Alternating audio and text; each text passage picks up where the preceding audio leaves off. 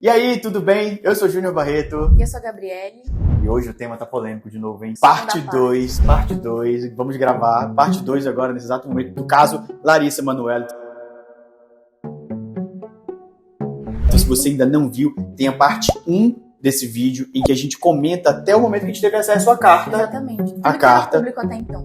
E agora ficou muito mais público ainda porque ela se manifestou, foi no jornal, virou um fantástico. E aí agora qual é a nossa ideia? Comentar o contexto jurídico, exclusivamente o contexto jurídico. Então a gente não vai entrar em detalhes acerca de conduta psicológica, o que existe, até porque não compete a gente. Inclusive teve comentário, tá, doutor? No vídeo passado, teve comentário de uma seguidora bem chateada, porque ela falou que não concordava com o contexto da hold e tudo mais. Gente, te falar, hold é um papel, tá?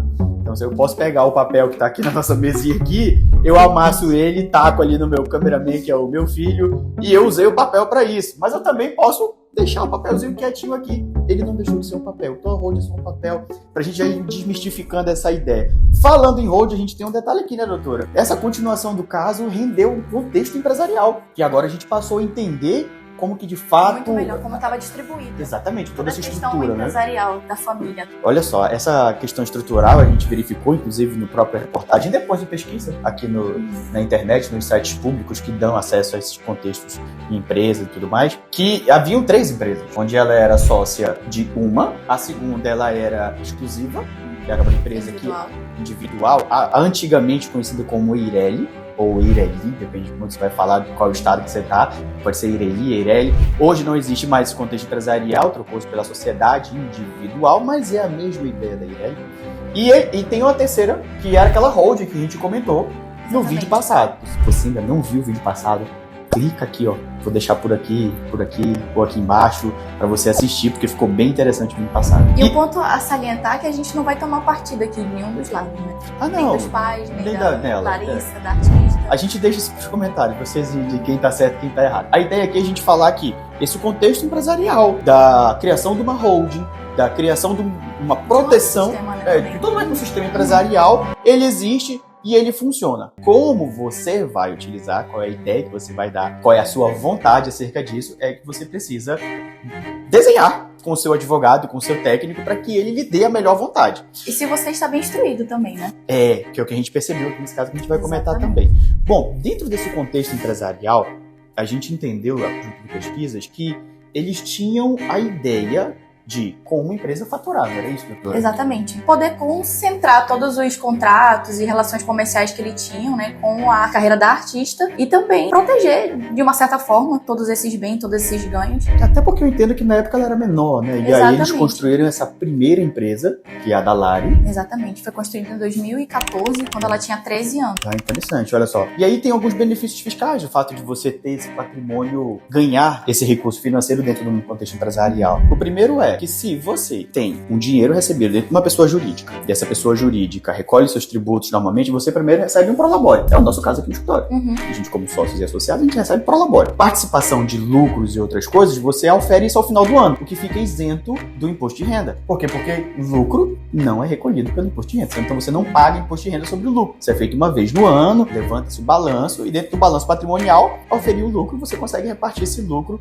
com essa isenção desse imposto, haja vista que você já foi tributado por vários outros impostos no decorrer do ano. Então pode ser que a ideia era essa, né? E é uma maneira legal de se fazer, é algo lícito, não é ilícito. E desde que feito da maneira correta, tem muitos benefícios. Não, sim, total. E depois a gente percebeu que eles abriram uma segunda empresa. Exatamente. Que foi a empresa no qual ela é individual, que a gente mencionou aqui, e que ela possuía eles como sócios administradores. Na verdade, sócios não, né? Apenas administradores dessa empresa. E aqui tem um contexto interessante. Você consegue, sim, ter administradores terceirizados, que não são sócios. A lei te faculta essa possibilidade, então você pode deixar ter essa vontade de que a sua empresa seja administrada por terceiros e você continue sendo sócio proprietário da empresa. E até terceiros técnicos, né, que tenham mais conhecimento sobre essa questão de administração. Contadores, economistas, até advogados. E no caso ali foram os pais. Que eram quem faziam os papéis de empresários, né? Apesar deles não terem um contrato entre si de empresários, mas agiam como se fossem. E aqui surge uma situação que a gente chegou a comentar, né? O porquê de não ter um contato de empresário direto? Tudo bem, tinha um contexto paterno e materno, que eu acho que era muito mais respeitado. Seria quem administraria, porém, contudo,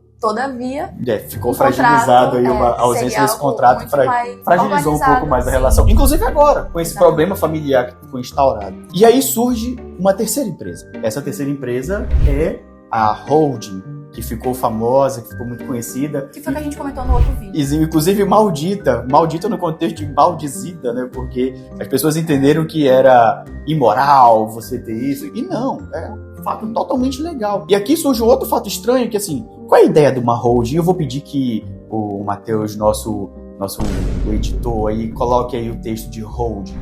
Sabe por quê? Holding, ela se presta a uma administração de algo.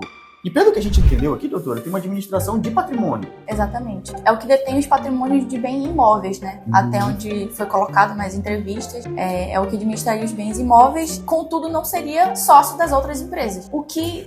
assusta. Exatamente. Qual é a ideia de você possuir uma holding? É que essa holding, por incrível que pareça, as pessoas sempre colocam, né, que é holding de participações. Ou ela participa dentro de diversos tipos empresariais. Nesse caso aqui, a gente imagina esse organograma empresarial, esse ecossistema, e essa holding, teoricamente, deveria ser sócio. Então aqui a gente primeiro percebe que, a verdade, a holding não se prestou ao serviço propriamente de holding. Então o que eles fizeram? Eles construíram uma empresa para guardar exclusivamente patrimônio. Foi o que foi comentado, né? Seria um cofre. Um cofre.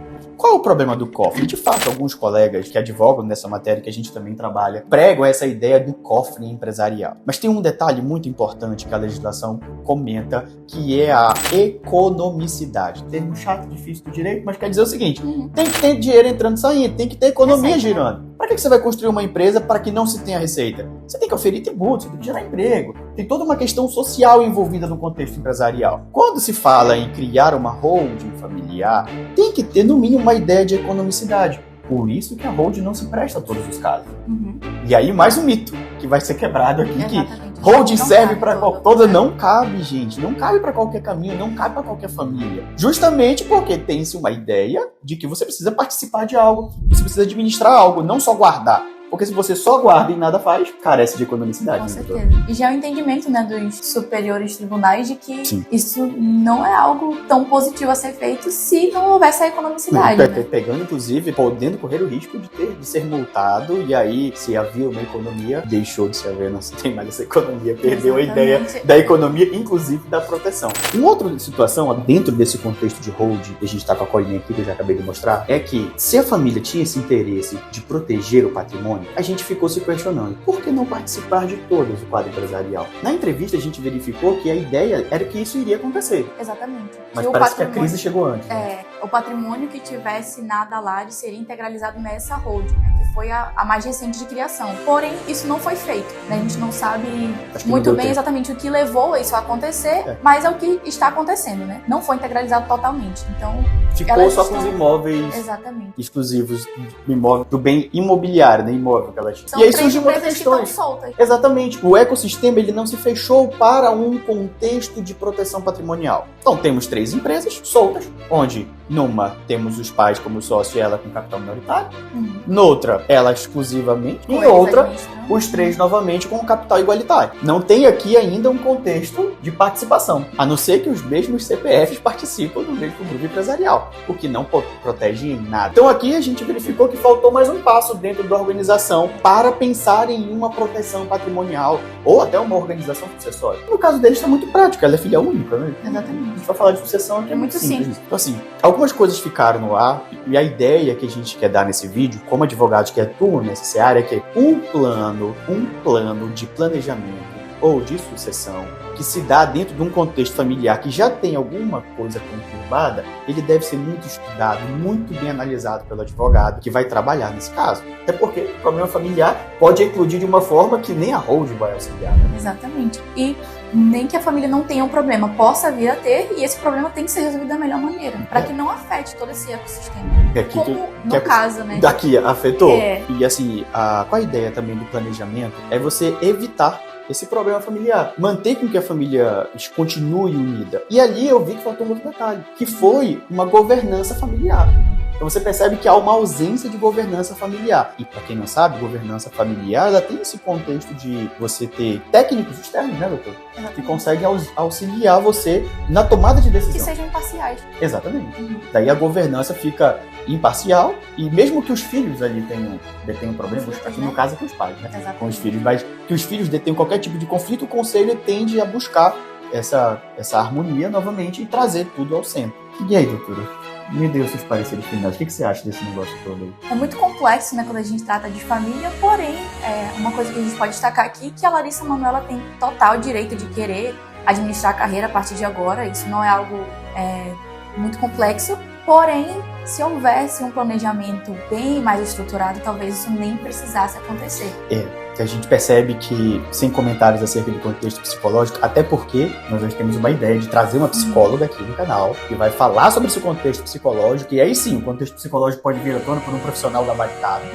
Mas a gente percebe que ela já estava querendo voar, estava querendo fazer outras coisas, e essa ausência de comunicação desse conselho familiar que poderia ter ocorrido antes, e também essa ausência da integração desse grupo empresarial, que se tivesse integrado, a informação ficava muito mais facilitada. Com certeza, ela teria muito mais acesso, talvez, a tudo que estava acontecendo. Proteção patrimonial, blindagem patrimonial, organização sucessória, se tem que ser feita, ela tem início, meio e fim, e depois do fim, existe a manutenção. O acompanhamento. Tem que ter esse acompanhamento. Por quê? Porque as coisas mudam. Tá aqui. Você vê na reportagem. Pessoas casam, filhos nascem. E aí muda os desejos. Imagina, ela tá pra casar, mudou o desejo, tem um noivo, quer ter outras coisas, quer usufruir de outras coisas. Então, o acompanhamento pelo advogado é fundamental. Não existe um projeto finalizado e acabado. A gente costuma falar e a gente ouviu... Né? Não existe. Por quê?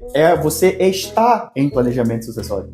Você não terminou o planejamento sucessório. Então, o contexto do vídeo eu acredito que seria esse, né, doutora? Comentando todo abarcado, inclusive dizendo que... Gente, hold patrimonial, ela é apenas uma ferramenta do planejamento. Uma ferramenta da blindagem. Existem várias ferramentas. A gente poderia falar de uma trust, de uma offshore, de companhias, várias outras alternativas, que não necessariamente apenas essa, que poderiam se encaixar, inclusive, muito melhor, porque até que a gente tinha um patrimônio internacional. Até mesmo algum testamento, né? Um testamento. E de uma vontade. De uma vontade que daí assistir também muito bem, inclusive. Com certeza. Então, assim, existe aqui várias ferramentas, utilizaram apenas uma. E se fala muito apenas de uma. Então é interessante se analisar que cada caso é um caso, que é como a gente faz aqui no escritório, né? A gente pega as famílias e o que cabe? Nem sempre cabe uma hold. Não cabe. Não. Nem sempre cabe. É melhor fazer um testamento. Por pior que seja a opção, é a melhor para aquela ideia, né? Bom, acredito que esse era o vídeo, doutora. Faz alguma coisa? Eu também acho que não. Gente, obrigado por vocês terem assistido. Aproveita, curte, comenta, compartilha. Segue a gente tem trabalhado bastante para tentar manter os vídeos assíduos no canal. Não é fácil, porque a gente não é um youtuber. Exatamente. A gente é advogado, nem é artista. Então a gente trabalha advogando e no pouquinho tempo que tem a gente grava o vídeo para comentar. Esse caso que ficou bastante conhecido, Exatamente. A gente correu para fazer o mais rápido possível. Se tiver alguma dúvida, deixa aqui pra gente também. A gente vai respondendo nos comentários. Quem sabe surge até um vídeo, né? Da sua Exatamente. dúvida. Deixa aí embaixo aí. Então, gente, obrigado e tchau, tchau. Até logo.